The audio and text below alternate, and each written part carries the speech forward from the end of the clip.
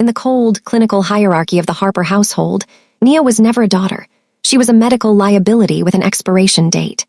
While her elder sister, Phoebe, was polished like a diamond for the world to see, Nia was kept in the shadows, her worth measured only by the mounting cost of the sickle cell treatments that kept her alive.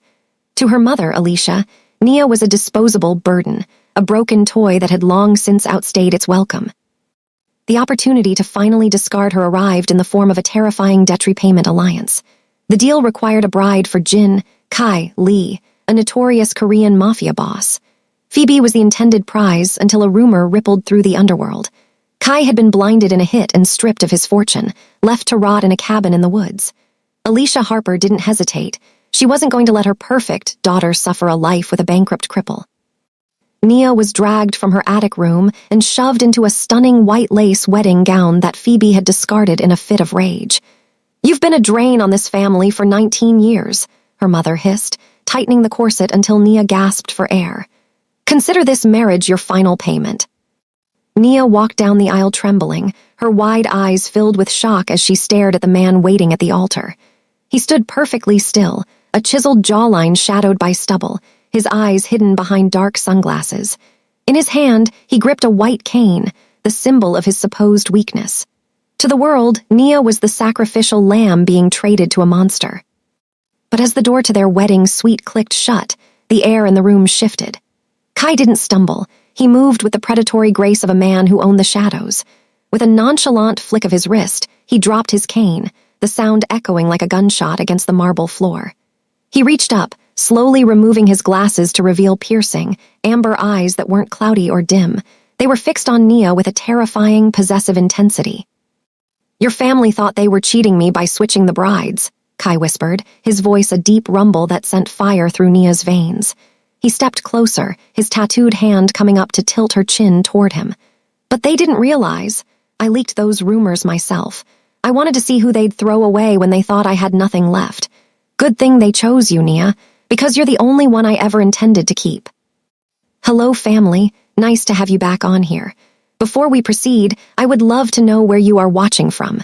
Drop it in the comment and also subscribe to this channel if you are new here. Now let's dive into the story." The heavy oak doors of the master suite clicked shut, sealing Nia inside a room that smelled of expensive sandalwood and cold, calculated power. For 19 years, Nia had lived in the drafty attic of the Harper estate, her existence defined by the sharp ache in her joints and the crushing weight of being the sick one. Now, standing in a gown of intricate white lace that was never meant for her, she felt smaller than ever. Her fingers trembled as she clutched the fabric at her thighs, her wide eyes darting toward the tall, stoic man who had just become her husband. Jin Kai Lee stood by the floor-to-ceiling windows, his back to her. The moonlight caught the sharp edges of his tailored black suit and the dark, intricate tattoos that crept up the side of his neck. In his left hand, he held the white cane with a red tip, the very thing that had convinced her mother, Alicia, that Kai was a broken man who had lost his fortune and his future. Alicia had laughed as she shoved Nia toward the altar, whispering that a disposable girl with sickle cell was the only fitting match for a blind, bankrupt hermit. "You can take off the veil, Nia," Kai said. His voice was a deep, steady rumble that vibrated through the floorboards, reminding Nia of distant thunder. Nia's breath hitched. She reached up with shaking hands, pulling the sheer fabric away from her face. I didn't know you knew my name," she whispered, her voice cracking. "My mother said she said you wouldn't care who I was, that as long as you had a wife to settle the debt, it wouldn't matter." Kai turned slowly. The dark sunglasses still obscured his eyes, but his posture was perfectly still, like a predator at rest. He didn't move toward her, yet his presence seemed to fill every inch of the cavernous room. "Your mother believes many things that are not true," he replied. "She believes wealth is measured in trees and debt, and she believes you are a liability because your blood doesn't run as smooth as your sister." Nia felt a familiar sting in her eyes. It was the same shame she had carried since she was a child, watching Phoebe receive piano lessons and silk dresses while she received chores, silence, and the constant reminder of her place. "I am sick, Kai," she said, her voice dropping to a whisper. "I have crises that leave me paralyzed. I am a burden. That is why they sent me. They wanted to be free of me." A silence stretched between them, thick and heavy. Then, without warning, Kai loosened his grip on the white cane. It clattered to the marble floor, the sharp sound echoing like a gunshot through the room. Nia gasped, stepping back as she waited for him to reach out blindly, to fumble for the tool he supposedly needed to navigate the world. But Kai didn't reach down. Instead, he reached up. With a slow, deliberate motion, he pulled the dark sunglasses from his face. Nia's heart hammered against her ribs as she stared. His eyes were not cloudy. They were not vacant. They were sharp, piercing amber, flecked with gold, and they were fixed on her with an intensity so fierce it felt like heat from a fire. He looked at her not with pity, but with a controlled satisfaction that made Nia's blood turn to ice and fire simultaneously. You can see," she breathed, her hands flying to her throat where her pulse was racing. "I see everything," Kai said, taking a step toward her. His movements were fluid and predatory, devoid of the hesitation he had shown at the chapel. "I saw the way your mother looked at you like you were currency to be spent. I saw the way your sister stood in the back row, relieved to be rid of a broken groom." He stopped just inches from her, his sheer height forcing her to tilt her head back to meet his gaze. The scent of pine and something wild radiated from him, overwhelming her senses. "They thought they were pulling a fast one on a blind man," Kai continued, a faint, possessive smile touching his lips. "They thought they were dumping the daughter no one wanted on a man who had nothing left, but they were wrong on both counts." Nia stared at him, her mind spinning. Why? Why the rumors? Why play the part of a bankrupt hermit? "Because I wanted to see who would be left when the gold was stripped away," Kai explained, his voice dropping to a low, intimate murmur. "I leaked the stories of my bankruptcy and my accident to see which sister would be discarded. I didn't want the one who was pampered and protected. I wanted the one who had been forged in the dark. I wanted the warrior who walked down that aisle in a dress that didn't fit, terrified but still standing." He reached out, his fingertips brushing the sensitive skin of her jaw with a gentleness that surprised her. The touch sent a jolt of electricity through her body, a surge of warmth that settled deep in her chest. "Good thing they switched you, Nia," he whispered into her ear, his breath warm against her skin. "I've been waiting for you to walk into my world for a long time. Now you are mine." Nia looked into his amber eyes, and for the first time in 20 years, she didn't feel like a burden. She felt like a prize. The sickly daughter had been thrown to a monster, only to find that the monster had been waiting to crown her queen.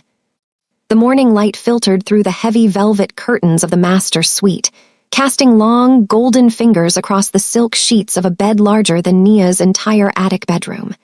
Nia stirred, her body feeling a rare, buoyant lightness, though the familiar dull ache of her sickle cell remained a quiet hum in her bones. She turned her head, expecting to see the peeling wallpaper and cracked ceiling of her old life, but instead, she found herself enveloped in the scent of sandalwood and cold, calculated power. The other side of the bed was empty, but the indentation on the pillow beside her lingered, still warm from Kai's presence. When she sat up, her eyes widened at the details she had been too overwhelmed to notice during the high-stress blur of the previous night. This wasn't the room of a bankrupt man. The walls were lined with hand-carved mahogany, and a crystal chandelier hung from the high, vaulted ceiling like a frozen rainstorm.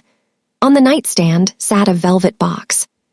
Inside was a credit card made of heavy, matte black metal, and a set of keys to a car she had only ever seen in magazines.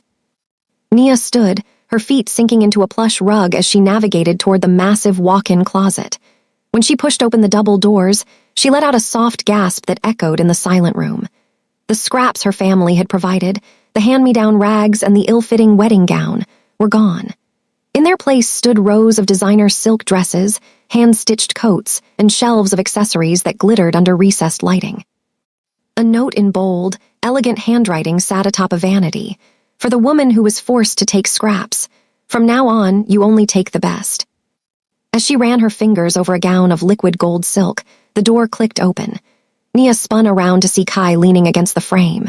He was dressed in a crisp, tailored shirt, the sleeves rolled up to reveal the tattoos that marked him as a man of the shadows. He no longer carried the white cane, and the sunglasses were gone, leaving those piercing amber eyes to track her every movement with a terrifyingly focused intensity. "You're awake," he said, his voice a deep rumble that made Nia's pulse skip. "Kai, this is too much," Nia whispered, gesturing to the closet that contained more wealth than her parents had accumulated in a lifetime. My mother said you were in debt. She said the alliance only accepted the marriage because you were a broken man with nothing left. Kai walked toward her with a predatory grace, his movements fluid and certain. He stopped inches from her, his presence radiating a heat that made her heart race. Your mother heard what I wanted her to hear, he said, his voice dropping to a possessive murmur. I allowed the world to believe I was broken so I could see who was loyal to the man and who was loyal to the money. Your family failed that test, Nia. They threw you away because they thought I was a burden, not realizing you were the only treasure in that house. He reached out, his thumb tracing the line of her jaw before settling on a heavy diamond pendant he had placed on the vanity. Yesterday you were a substitute, he continued, leaning down until his lips were inches from her ear. Today, you are the wife of a man who owns the very air your family breathes. While you slept, I transferred the deeds of 3 luxury properties into your name.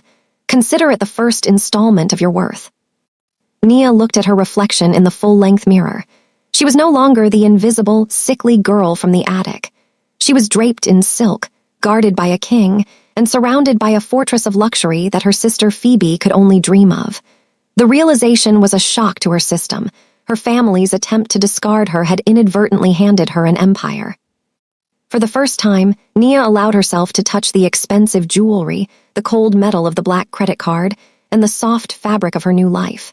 Outside the window, a fleet of black SUVs idled in the driveway, and a private security team patrolled the immaculate grounds. This was not a shack in the woods, it was a kingdom, and for the first time in 19 years, she wasn't just a guest, she was the owner. They will come for this, Nia said, a flicker of fear crossing her face as she thought of her mother's relentless greed. Once they realize you aren't blind, once they see the money. Let them come, Kai promised, his eyes darkening with a fierce protectiveness. He stepped behind her, his hands resting on her shoulders as they both looked at her reflection. They will learn very quickly that stealing from me is a mistake, but trying to take you back is a death sentence. You are no longer Nia Harper, the sick girl they used as currency. You are Nia Lee, and in my world nobody touches what is mine. Nia leaned back into his strength, the warmth of his body shielding her from the cold memories of the attic. The Harpers had tried to bury her, but they hadn't realized she was a seed, and Kai was the sun that would finally make her bloom. The golden haze of Nia's new life was shattered on the 3rd night by a familiar, agonizing predator. It began as a dull throb in her lower back, a sensation she had learned to dread since childhood, before sharpening into the jagged, white-hot knives of a sickle-cell crisis. In the Harper attic, these moments were met with a locked door and a bottle of generic painkillers left on the floor, her mother Alicia's voice echoing through the wood that Nia was making a scene over a bill they couldn't afford. But as the pain bloomed, radiating through her hips and chest until every breath felt like inhaling broken glass, Nia realized she was no longer in that cold, lonely attic.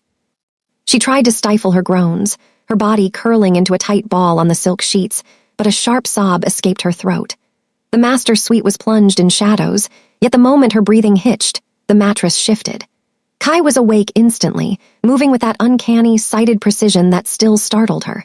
He didn't turn on the harsh overhead lights. Instead, he clicked on a low, amber lamp that bathed the room in a soft glow. "Nia," he murmured, his voice thick with a level of concern she had never heard directed at her. He didn't pull away or look annoyed at the disruption of his sleep. He moved closer, his hand finding her forehead, his skin feverishly warm against her cold, clammy sweat. I'm sorry," Nia gasped, her fingers clawing at the expensive duvet. "It's the crisis. It'll pass, just give me a few hours. I don't want to be a bother." Kai's jaw tightened, his amber eyes darkening with a flash of primal fury, not at her, but at the words she had been conditioned to say. "A bother," he repeated, his voice dropping to a dangerous rumble. "Nia, look at me." He waited until she forced her eyes open, her vision blurred by tears of agony. "You are my wife. Your pain is my priority. You will never apologize for surviving in this house." He didn't reach for a generic bottle of pills. He reached for a sleek, black comms device on the nightstand. "Nico, initiate Protocol Crimson. Now, tell the surgical team the jet needs to be wheels up in 10 minutes. I want Dr. Eris and the hematology specialists from Zurich on the ground by dawn." Nia watched through the haze of pain as the man the world thought was a bankrupt hermit mobilized a private medical army. Within 20 minutes, the quiet halls of the mansion were alive with the muffled sounds of efficiency.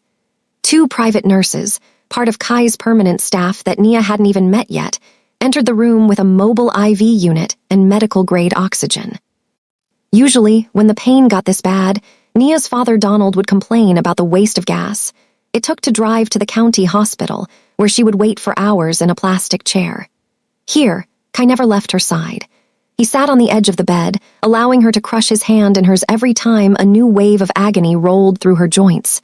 He didn't flinch when her nails dug into his skin, marking his tattoos. He simply wiped the sweat from her brow with a cool cloth, whispering words of possessive comfort into her ear. "The specialists are landing, Nia," he whispered, his thumb stroking the back of her hand. "The best blood disorder doctors in the world are coming for you. No more county waiting rooms. No more generic fixes." By daybreak, the room was a quiet hive of world-class expertise. Dr. Eris, a man whose research Nia had read about in the bookstore but could never have dreamed of meeting, stood at the foot of her bed. He didn't look at her like a burden or a lost cause. He looked at her with the deference reserved for the wife of a man who could buy and sell entire hospitals. "We've stabilized the vaso-occlusive flow, Mr. Lee," the doctor reported, bowing slightly to Kai. "We've started the high-dose hydroxyurea regimen and a personalized hydration therapy. Mrs. Lee will not feel another ounce of pain by midday." Kai didn't just take the doctor's word for it.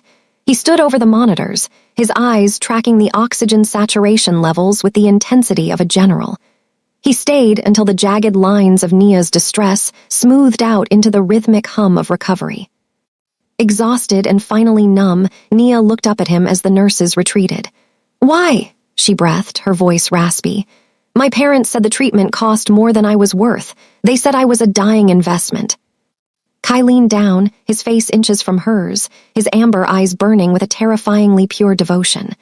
"Your parents were small people with small minds, Nia. They saw a bill. I see a queen." He kissed her forehead, his lips lingering there. "I didn't marry you to settle a debt. I married you to settle the score. From this day forward, your life is the only investment that matters." For the first time in 19 years, Nia didn't fall asleep fearing the next breath. She fell asleep knowing that the blind monster her family had discarded her to was the only person who had ever truly seen her. The weeks following Nia's medical crisis were a blur of recovery and quiet luxury, but the air in the Lee mansion shifted as Nia's 20th birthday approached. In the Harper household, Nia's birthdays had been somber reminders of her weakness, usually marked by a cheap cupcake and a lecture on the rising costs of her medications. But Kai had different plans. He intended to turn the day Nia entered the world into the day the world finally saw her for who she truly was. The Talk of the Town gala was not just a celebration. It was a carefully staged execution of the Harpers' reputations. Nia stood before the grand triptych mirror in her dressing suite, her breath catching as she took in her reflection. She wore a bespoke gown of midnight blue velvet that hugged her curves and flowed into a dramatic train, the deep color making her mahogany skin glow like burnished silk. Around her neck sat the diamond pendant Kai had given her, shimmering with a cold, brilliant fire. For the first time, her expressive face didn't show the exhaustion of a patient, but the regal poise of a woman who was loved. The sickle cell hadn't vanished, but under the care of the world's best specialists, Nia felt a strength she had never known. "You look like a dream they don't deserve to have," Kai's voice rumbled from the doorway. He stepped into the room, looking devastatingly handsome in a charcoal gray tuxedo. He still wore the dark sunglasses, and in his hand he gripped the white cane with a red tip. Nia turned, her eyes searching his. "Are we really doing this, Kai? They're all down there. My mother, Phoebe. Everyone who thought you were a broken man."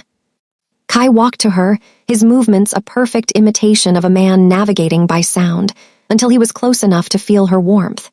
He reached out, his hand unerringly finding her waist. "Tonight, the blindfold comes off, Nia. Not just for me, but for everyone who thought they could discard you and suffer no consequences." The grand ballroom of the Lee estate was a sea of crystal, champagne, and the city's elite. At the center of the room stood Alicia and Donald Harper, flanked by Phoebe, who was dressed in an ostentatious gold gown. They moved through the crowd with a desperate, hungry energy, already trying to spin Nia's marriage into a charitable sacrifice the family had made. Alicia was mid-sentence, telling a local socialite about the burden of Nia's health, when the room fell into a sudden, expectant silence. At the top of the grand staircase, Kai and Nia appeared. The sight was arresting, the tall, stoic Mafia boss and the radiant African-American woman clutching his arm. To the guests, it looked like a beautiful tragedy, the powerful man and his sickly bride. As they descended, Alicia's eyes narrowed with greed, her gaze darting from the chandeliers to the jewelry Nia wore. She leaned into Phoebe's ear, whispering about how she would negotiate a management fee for Nia's care now that they knew Kai wasn't bankrupt. Kai led Nia to the center of the dance floor, the white cane clicking rhythmically against the polished marble. He took a microphone from a waiting attendant, his expression unreadable behind the dark lenses. "I want to thank you all for celebrating my wife's 20th birthday," Kai began, his voice amplified and steady. "Many of you heard stories about my health. You heard I was a man who had lost his sight and his fortune. You heard I was a hermit hiding in the woods."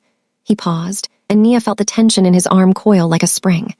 Those stories were a test, a way to see who in this city values power over people and who would throw away their own blood when they thought there was no profit left in them. Alicia Harper's smile faltered. A low murmur rippled through the crowd. "I am not blind," Kai said, his voice dropping into a dangerous, predatory register. With a slow, deliberate motion, he tossed the white cane aside. It clattered across the floor, the sound echoing like a gavel. Then he reached up and pulled the sunglasses from his face. The room gasped in unison. Kai's amber eyes, sharp and predatory, scanned the crowd with lethal clarity before settling on Alicia and Donald, who had turned a ghostly shade of pale. "And I am certainly not broke," Kai continued, his gaze returning to Nia with an intensity that bordered on obsession. He took her hand, lifting it to his lips in a public claim that silenced every critic in the room. "My wife is a warrior. She has survived more pain in 19 years than most of you will in a lifetime. She was treated as disposable by the very people who should have protected her. But from this moment on, Nia Lee is the most powerful woman in this city. And anyone who ever looked down on her, anyone who ever treated her as a burden, will answer to me." The obsession in his voice was raw and terrifying. He didn't just love her, he worshipped her survival. He pulled her into a dance, his eyes never leaving hers, purposefully ignoring the Harpers as they stood frozen in the middle of the room, realizing they had just handed their discarded daughter a kingdom they could never touch. As Kai spun her under the light of 1,000 crystals, Nia realized the sickle cell hadn't been her end. It had been the fire that forged the crown Kai was now placing on her head. The aftermath of the 20th birthday gala left the Harper family in a state of suffocating desperation. For Alicia Harper, the sight of Nia, the daughter she had deemed a medical liability, draped in diamonds and standing at the side of a multi-billionaire, was a humiliation that burned more fiercely than any debt. While Nia's health flourished under the constant watch of Kai's medical team, Alicia and Phoebe retreated to their decaying estate, their minds festering with a toxic mixture of envy and greed. They had intended to discard a burden. Instead, they had accidentally handed a throne to the one person they had spent 2 decades trying to break. "She doesn't deserve it," Phoebe hissed, her face contorted with a jealousy that stole the beauty she so prized. "That should have been my life. Kai was meant for me." Alicia didn't look at her daughter. Her eyes were fixed on the television, which was replaying footage of the gala. "He chose her because he thinks she's a survivor," Alicia whispered, her voice a sharp, jagged blade. "But survivors can still break. If Nia is no longer the warrior he admires, if she becomes the fragile, dying thing she was in our attic, he will realize his mistake. He will look for someone healthy, someone like you." The plan was as cold as the neglect they had shown Nia for 19 years. Alicia knew that Nia's current stability relied entirely on a complex, daily regimen of high-dose hydroxyurea and specialized infusions. Without them, Nia's blood would revert to its jagged, sickle shape, triggering a vaso-occlusive crisis far more severe than any she had survived before. To Alicia, this wasn't murder. It was simply returning Nia to her natural state. The weak link in Kai's fortress was Alina, a young personal servant who had been assigned to Nia's private medical wing. Alina was quiet and seemingly devoted, but she came from a family drowning in gambling debts, a detail Alicia's investigators had unearthed with ease. In a shadowed corner of a public park, far from the cameras of the Lee estate, Alicia met the trembling girl. She didn't offer a plea. She offered a bribe that would clear every debt Alina's family owned, followed by a threat that would ensure her silence. "It's a simple switch," Alicia told her, sliding a small, innocuous vial across the stone table. The medication Nia takes every morning. Replace the real vials with these placebos. It's just saline. It won't hurt her. It just won't help her. When she starts to weaken, Kai will see her as the burden she truly is. He'll send her back to us and you'll have your money. Alina's hands shook as she took the vial, her eyes darting around. She knew the power Kai Lee wielded, but the desperate need for the money outweighed her fear. She returned to the mansion that evening, her heart hammering against her ribs as she bypassed the primary security checks with her staff badge. Over the next 3 days, the sabotage began. Each morning, as Nia sat by the window overlooking the mountain mist, Alina would bring her a glass of water and the morning's dose. Nia would smile, thanking the girl for her kindness, unaware that the life-saving chemicals were being replaced by harmless salt water. Nia felt a profound sense of peace in those days, a trust she had never been allowed to develop. She believed she was finally safe, protected by a man who had promised to move heaven and earth for her. By the 4th morning, the shadows began to return. Nia woke with a familiar, terrifying stiffness in her joints. She dismissed it as the cold mountain air, but by noon, the dull throb in her chest had sharpened into a persistent ache. She didn't want to worry Kai. He was currently in the city, finalizing the dismantling of the Harpers' remaining business interests.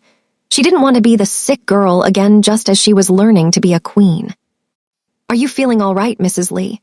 Alina asked, her voice high and strained as she watched Nia rub her aching shoulder. "Just a bit tired, Alina," Nia replied, forced a smile that didn't reach her eyes. "Perhaps the gala took more out of me than I thought." But Nia's blood didn't care about her pride. Inside her vessels, the oxygen-starved cells were already beginning to hook into one another, forming the microscopic logjams that would soon cut off the blood supply to her vital organs.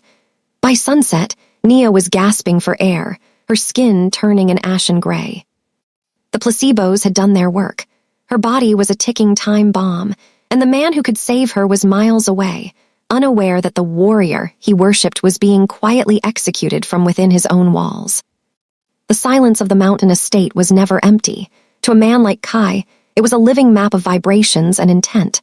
While Nia rested in the upstairs wing, believing the ache in her bones was merely the price of a long evening, Kai stood in his darkened study, his amber eyes fixed on a high-definition monitor. He had lived his life as a predator, and a predator's greatest instinct was the detection of a shift in the environment. The Harpers had been too quiet since the gala. Their sudden retreat into the shadows didn't signal defeat. It signaled a change in tactics. Kai's suspicion had been piqued 48 hours earlier, when his security team intercepted a series of encrypted pings originating near the Harper estate and terminating within his own staff's cellular range. Most would have dismissed it as digital noise, but Kai was a man of the shadows.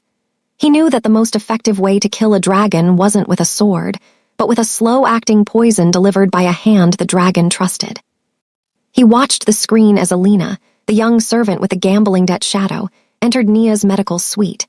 She moved with a nervous, jerky cadence, the walk of someone whose conscience was at war with their desperation.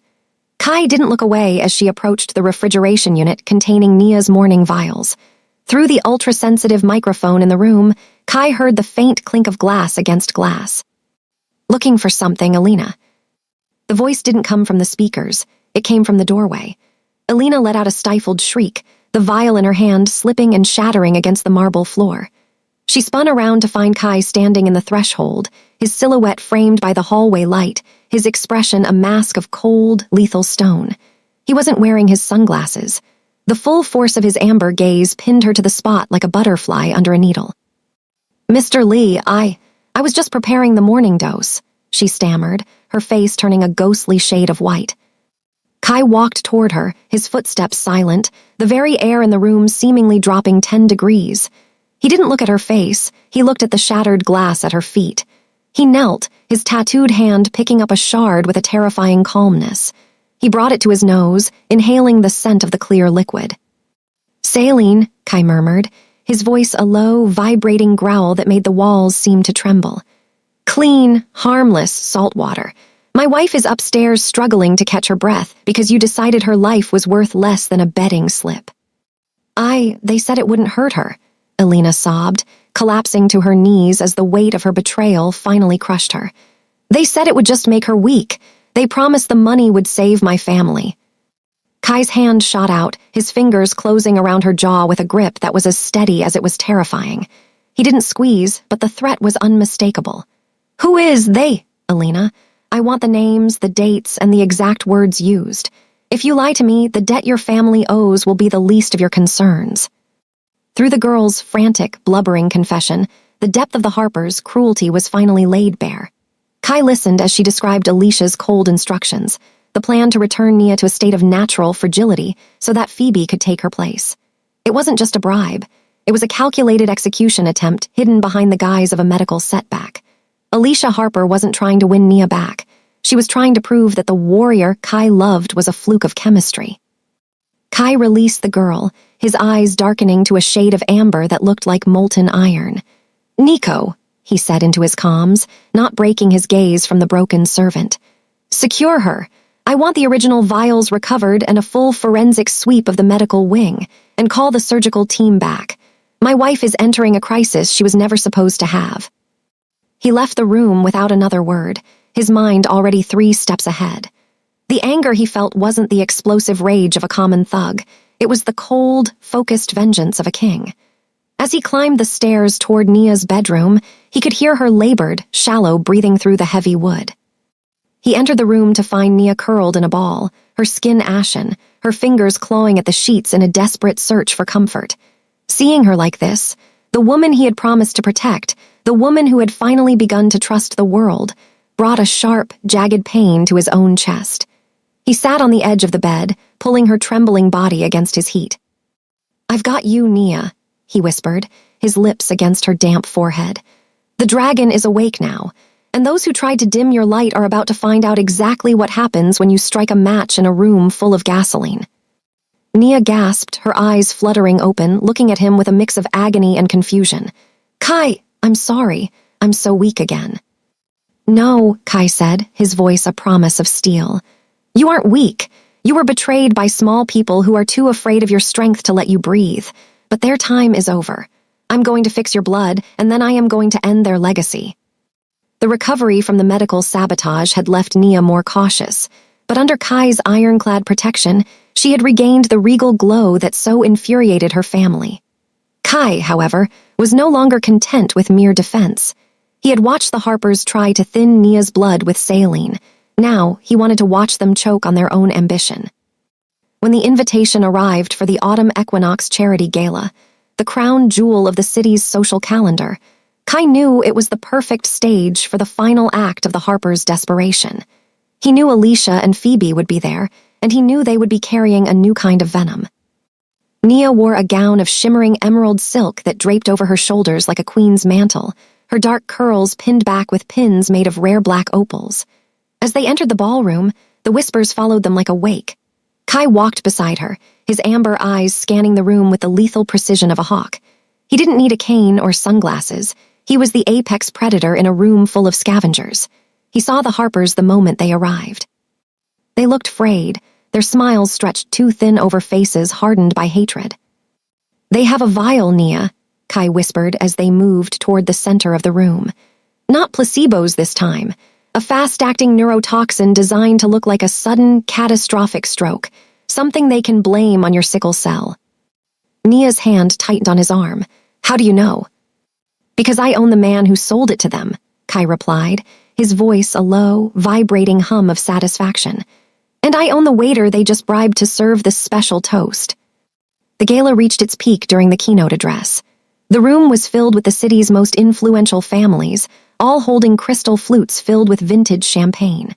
From the corner of his eye, Kai watched a nervous waiter approach their table, carrying a tray with 2 specific glasses. Alicia Harper stood 20 feet away, her eyes wide and hungry, her fingers clutching her own glass so hard the stem threatened to snap. She was waiting for the moment Nia took a sip, the moment the burdensome daughter finally disappeared, leaving the path clear for Phoebe to comfort the grieving widower. As the waiter reached them, Kai's movements were a blur of calculated elegance. He didn't stop the man. Instead, he engaged a nearby donor in a boisterous conversation, creating a momentary flurry of motion that forced the waiter to pivot. In that split second of redirected attention, Kai's tattooed hand brushed the tray. With the sleight of hand born of a lifetime in the shadows, he didn't just move a glass. He swapped the entire tray's orientation. "A toast," Kai announced, his voice booming across the silent ballroom as he took a glass and handed the other to Nia. "To family, and to the consequences of the choices we make." Nia, trusting Kai implicitly, raised her glass. Across the room, Alicia signaled to Phoebe. Thinking the poisoned glass had been successfully delivered to Nia, the Harpers raised their own drinks in a mock salute. Phoebe, desperate to toast to her future as the new Mrs. Lee, took a deep, triumphant swallow of her champagne. The reaction was almost instantaneous. The glass slipped from Phoebe's hand, shattering against the marble floor with a sound that seemed to stop time. Her hand flew to her throat, her face contorting in a mask of sudden, horrific confusion. She tried to speak, but only a gurgling sound escaped her lips. Her knees buckled, and she collapsed into the center of the ballroom, her body seizing as the toxin began its rapid, brutal work. "Phoebe," Alicia shrieked, dropping to the floor beside her daughter.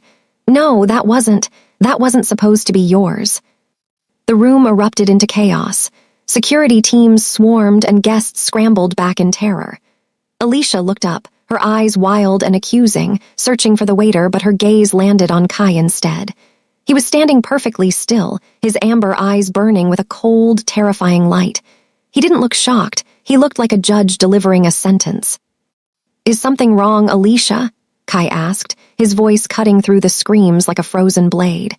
He took a slow, deliberate sip from his own glass, the one intended for Nia, and smiled. "The champagne is excellent. It's a shame Phoebe couldn't handle the proof."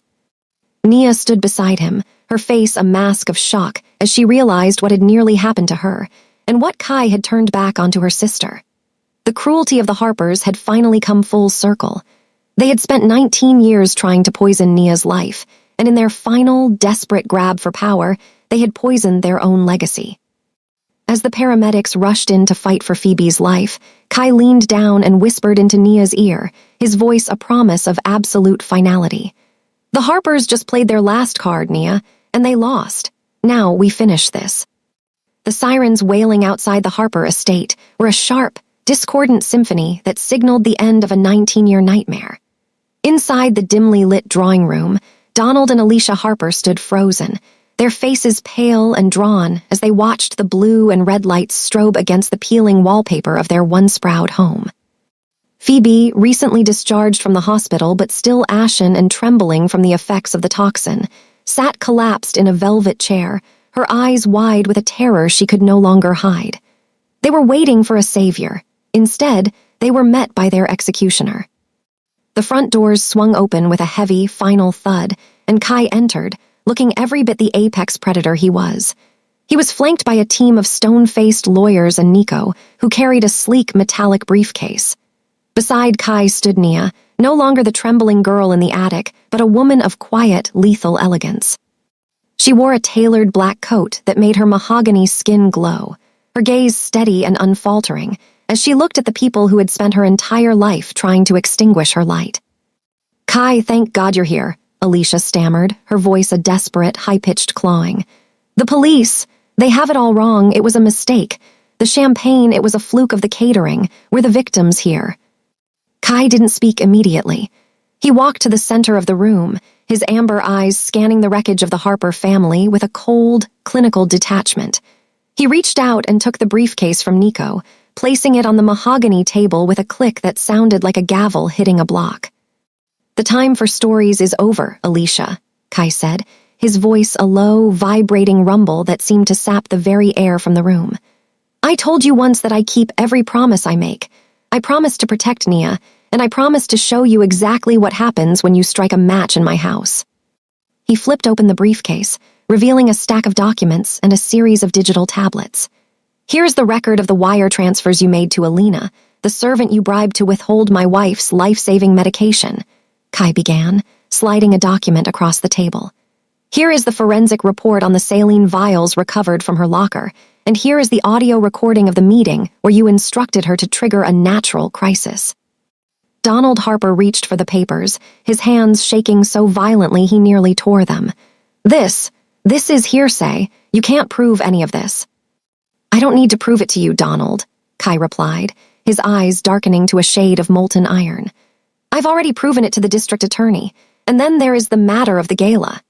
He tapped a tablet, which began to play a crystal-clear video from a hidden angle in the ballroom.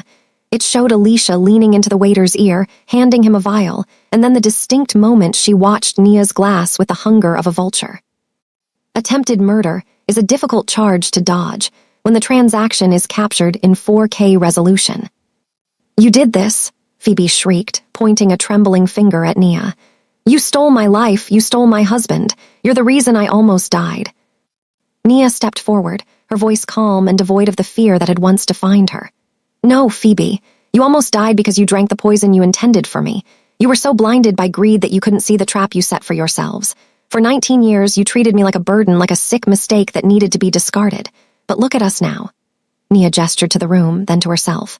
I am healthy, I am loved, and I am finally free. You are the ones who are truly sick.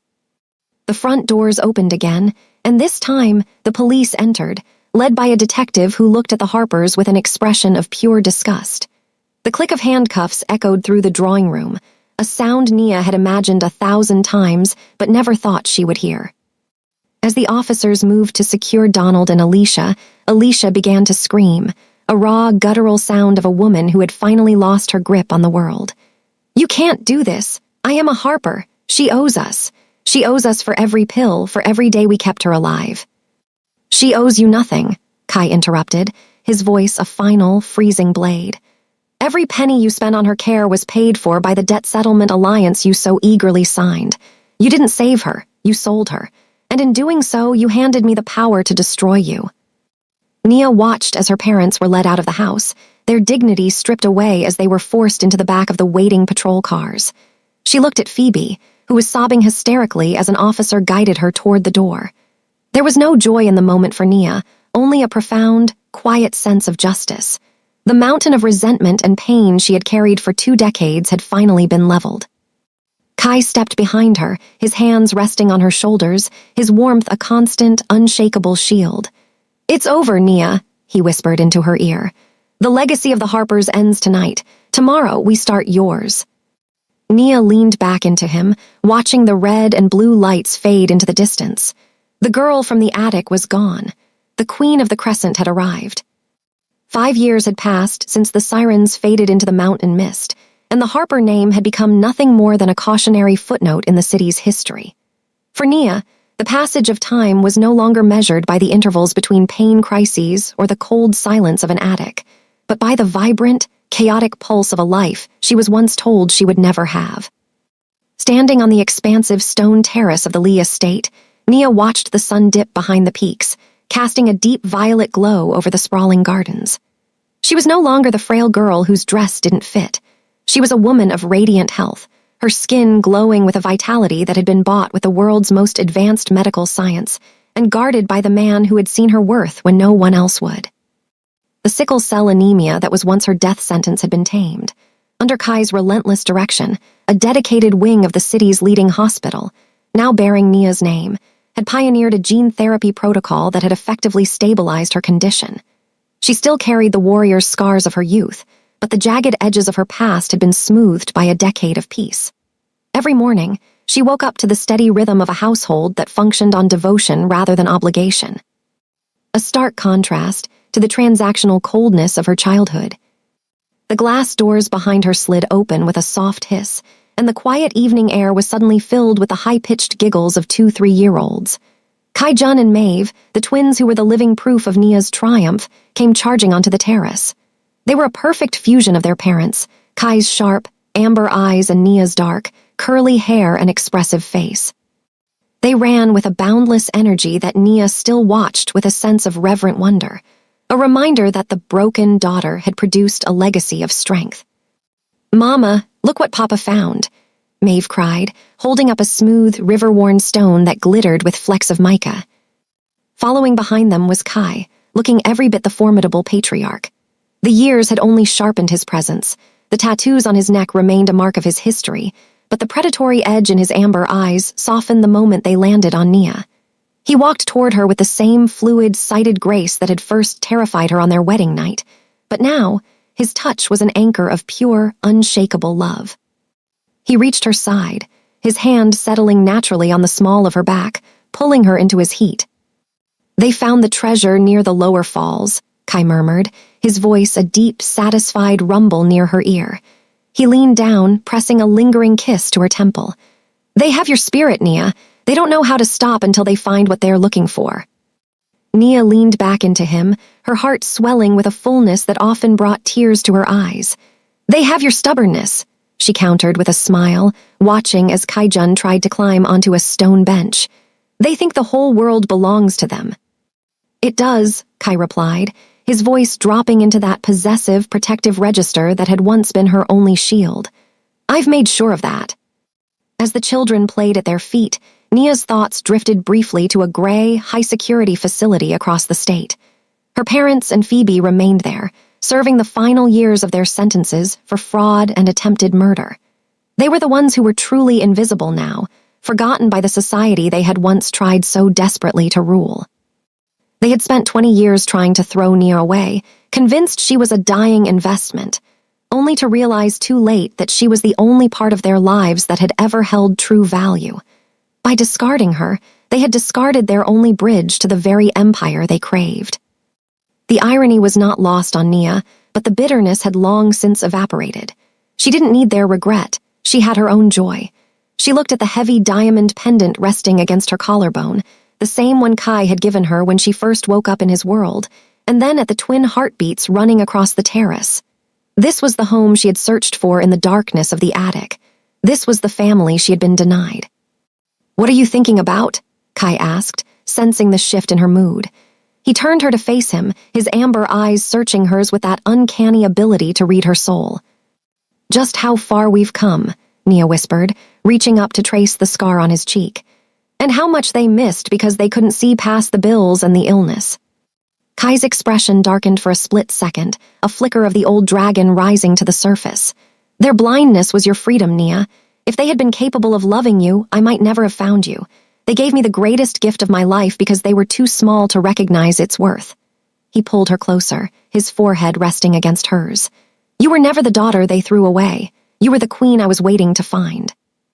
As the stars began to poke through the twilight, Nia closed her eyes, listening to the laughter of her children and the steady, powerful heartbeat of the man beside her.